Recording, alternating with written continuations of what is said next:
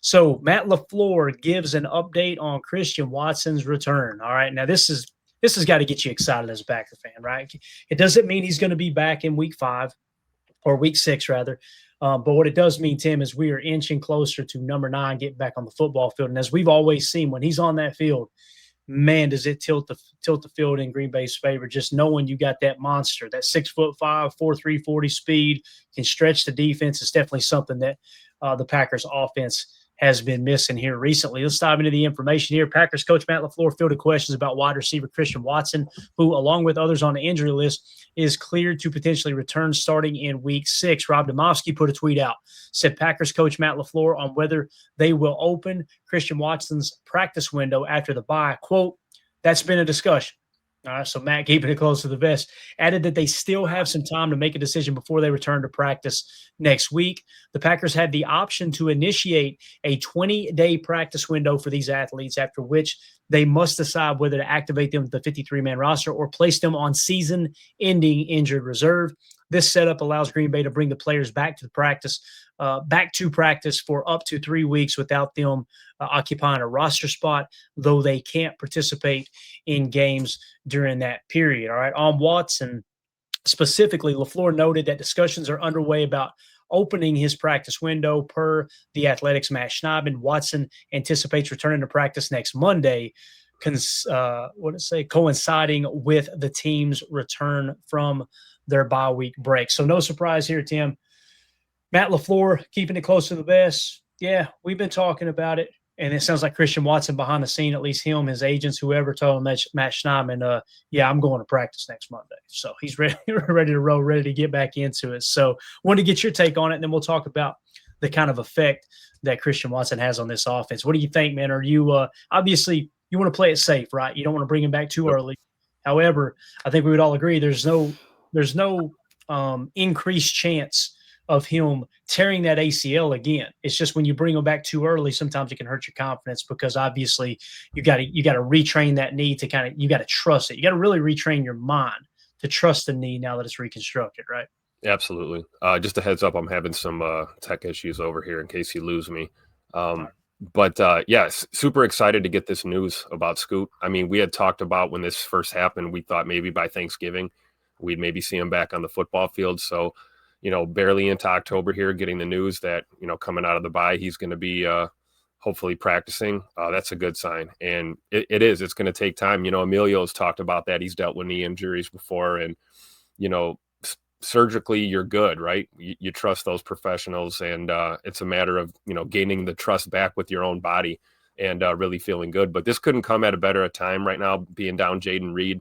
I would love to see these defenses have to deal with Scoot and Matthew Golden at the same time, hand in hand with the other weapons that we already have. So super fired up to see Christian back out there. But again, let's not rush it. Let's get this ball rolling. And when he's ready to go, then we unleash the beast on our opponents. I'm looking forward to it. Yeah, absolutely. So Corey Murphy says, I bet he can't wait. He is chomping at the bit for sure, man. Deadfish says Christian has downfield contested catchability. That and his yards per reception, we'll talk about that here in a second, guys. It was second best in the league last year, only behind Alec Pierce at over 21 yards per reception, which is a crazy, crazy statistic there.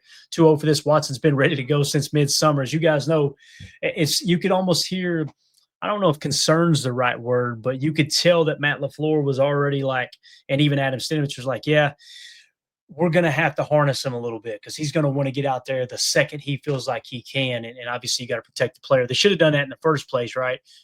With what happened with the injury before. Obviously he shouldn't have been out there.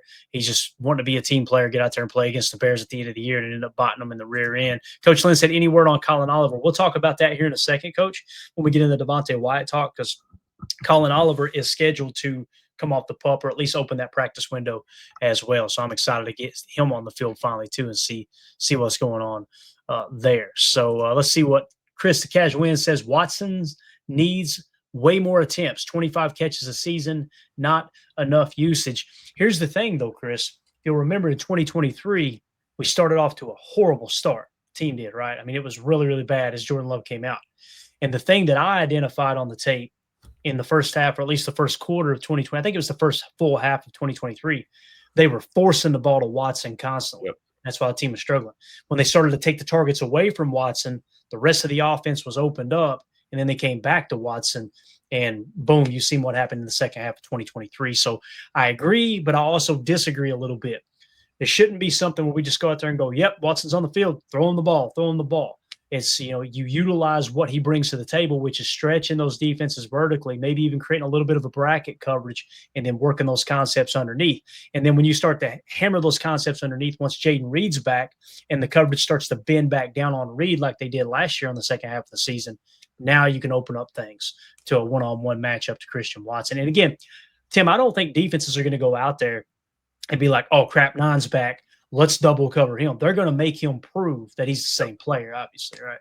Absolutely, especially coming off long injury rehab that he's been through. He's going to have to reestablish himself, I think, as that threat. We all know who he is, right? We've seen what he can do healthy. I'm sure we're all looking forward to seeing him and Matthew Golden running 9 routes at the same time and seeing what that secondary is going to do to try and cover both of those guys. But it's going to take a little bit of time. And again, we have to be patient. I think Chris makes a good point, though. I mean, you want to see your premier guys getting the targets, but a lot of times, like you said, Clay, it's dictated week to week, matchup to matchup. Depending on how a game goes, we could be in a scenario where we need to run the ball more. And it's not just going to be Watson. It's going to be a lot of guys that aren't getting targets that we'd like them to see. It's just the nature of the game, right?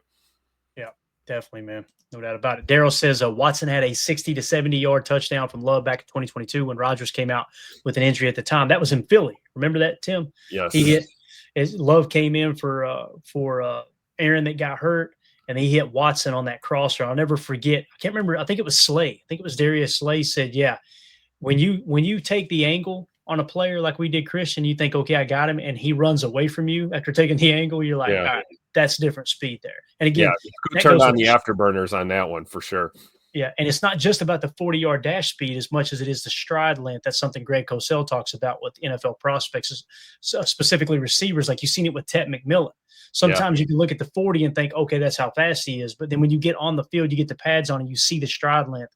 It makes a big difference. And the reasons it being is because it almost looks manipulating to the defense. Like it doesn't look like they're moving that fast, but they're gaining such a long stride length. The next thing you know, they're by you. So it's a really, really interesting thing that I learned in studying Greg Cosell, for sure. Coach Lynn said this offense is missing that deep speed. They are, Coach, and you've got Golden who has that speed. It's just Golden, a smaller receiver, not small, but smaller than Christian Watson. Probably a smaller catch radius, although I feel very comfortable saying Matthew Golden has way better hands than Christian Watson, but Christian Watson's with that wingspan got a much broader, catch radius. So I think that's something that comes into play there as well. As a quarterback, Tim, when you know someone's got a much larger catch radius, it makes it a little more comforting when you lob that thing up there deep down the field with maybe single coverage. We see that time and time again with Romy Rome, right? Jordan knows he can just put that ball near him, and Rome's going to come down with that catch. And I think there's validity to that point. Same thing with Scoot. He is a bigger target down there with that speed. Not a knock on Matt Golden at all. But, when you're talking about a deep shot play, it's already thin margin of error, so you want guys that are going to get up there and make that contested catch. We saw Matthew Golden do that against Dallas. Right over the middle of the field. Brilliant play by him. But when you're talking about go balls, up the seam or, 50-yard plus throws, you want a guy that can get up there and give you a, bigger catch radius for sure. Yeah. G Dizzy in the chat said, this is crazy. I was just looking up any video updates on YouTube, and here you guys are. Dope. Reading my mind. I appreciate you swinging through, Bob. Reef says, if Watson and Reed comes back, who are we going to sit? I hope not Savion. I don't think we'll be really sitting anyone predominantly, Reef. I think there's going to be a heavy rotation. Wicks has got me excited. I ain't gonna lie. How many drops does he have this year? Oh, wait, 0. 0. That is 0, sir. And should have had a tutter the other night if Golden hadn't snatched it away from him. We'll talk about that on Chalk Talk tomorrow, though. So, all right. So let's look at the PFF grades for Christian Watson. All right. Starting in 2022, a 77.1, then a 69.1, and then a 70 last year. There's that yards per reception we were talking about, Tim. 21.4 yards per reception. His yards per reception have gone up every year, 14.9, 15.1, and then a 21.4 last year. And obviously, 611 yards in his rookie season. 2023, only 422. 2024, he jumped to 620, and that was obviously a season where he was banged up as well and ended up getting injured there at the end of the season. So he wasn't right the entire year, but definitely one of his healthier years along the way. I just wanted to point out there's that yards per reception when you're talking about NFL Pro. Now it's a little bit hard to read here on the article. 21.4. The closest one to him on the Packers roster was Jaden Reed at 15.6 and Tucker Kraft at 14.1. The other thing there is the receiving EPA, a positive 16. Nice right there. And the average yards per target was 17.5 yards per target. Also, the catch rate over expected, a plus 5.2%. So when you see the catch percentage of 54%, you think that ain't good, right? But then when you look at the catch rate over expected, it shows you those are mostly contested catch situations. So that number is obviously going to go down a touch. And with the yards per reception being 21.4, obviously he was producing. So I'm excited, man. You get Christian Watson back into the fold. And then, of course, Romeo Doubs is playing outside of his mind right now. I thought he looked really good. Matthew Golden continues to get better every single week. As you've seen, he had his best statistical week here against Dallas. And that fourth down grab, it gave me as much confidence as anything, man. I mean, it was awesome to see him get that 45, 46-yard or whatever it was. But that catch on fourth down with the game on the line to keep that drive going and would essentially lead you down the field to a tie in the Cowboys, man, that gives me a lot more confidence in him. Yeah, absolute clutch play right there from Matthew Golden, and important for any rookie receiver really to build that trust and that rapport with your QB1 and really your team. Knowing that you can be that reliable target in the crunch like that was incredible. But I think you're right, man. Getting Christian back here at some point in the near future. We don't have specifics yet. Hopefully it is against Cincinnati, but if it's not, that's okay. We can wait. No need to rush it. And I think one of the things we forget to talk about when it comes to Scoot is the fact that he can block. He can block. And we saw a couple of missed blocks from some tight ends and receivers there against Dallas, and it kind of kicked us in the tail a little bit. So I'm looking forward to seeing 9 back out there blocking guys to the water cooler for sure as well. It's part of being a multi-threat type receiver. It's not just what you can do with your feet and your hands. It's can you get down and dirty when we're in those situations where we need 2 or 3 yards. Can you seal that block and be more than just a pass catcher? And I think we know Scoot is that guy for sure. Yeah. And you talk about the blocking, like Romeo Doubs, 3 touchdown catches. Obviously, he was on fire the other night. I've seen people criticizing Matt LaFleur, and Matt actually addressed it, that play there where it was kind of an RPO flat look. To me, it didn't look like a smoke. It didn't look like a bubble. It was just kind of a flat with 2 lead blockers. And Matt made it sound as if he wished Jordan would have just threw the ball away. But when you watch it on the All-22, they had the hat count. Romeo just completely lost focus and did not block his guy. Essentially, what you had was a linebacker that was well inside. He would not have gotten to Matthew Golden as Matthew Golden cut the corner, and he would have 1 safety to beat. I have a lot of confidence that Matthew Golden could have made that safety miss to get in the end zone like we've seen Jaden Reed do on that specific play a lot of the time. So with that being said, if Romeo Doubs makes that block, that's a tutter. Normally, Romeo Doubs would be on the bear side of the formation by himself as the X. In that situation, he was on the Trey side, actually Tripp's side. So think about it that way. It could possibly be Christian Watson over there. He's throwing that block. That's happening. So completely agree with that. Let's look at the contract, then we'll move on real quick. We got details now on how the contract is structured for Scoot. So obviously in 2025, he's under contract this year and next year. Now, you'll notice there's 3 voided years. We kind of called this. We talked about it's probably how this would be structured because you want the skeleton of the deal to be in place. If he does check out and he's healthy, all right, let's go ahead and extend him, and you've already got some of that cap allocation on down the road. So the way that worked, guys, in terms of the cap hit $3.3 million this year. It jumps to $6.9 million next year, and then the voided years kick in. Okay, the cap hit in 2027 is $3.6 million, and then of course the signing proration is only $1.2 million. What that means, guys, is if he is not extended after the 2026 season, what you're going to have is a cap hit of $3.6 million that's going to accelerate. So you're going to have a cap penalty, even though he's not on the roster, of $3.6 million. That's change. That ain't a big deal at all. Okay. Now, if they decide in 2026, Tim, let's say, and I hate to even talk about this, but we know it's the business of sports, it's a possibility. Let's say Scoot ain't the same player.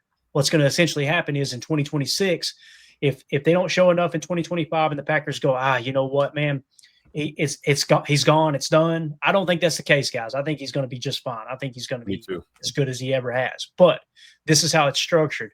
The cap hit of $6.9 million only has a dead cap of 4.8 attached. So if for some reason he blows the knee out again, or it's whatever, then in 2026 you could just cut bait, and of course you're going to be on the hook for 4.8 million as opposed to the 3.6 that would accelerate after he's off the contract. So I really like the deal.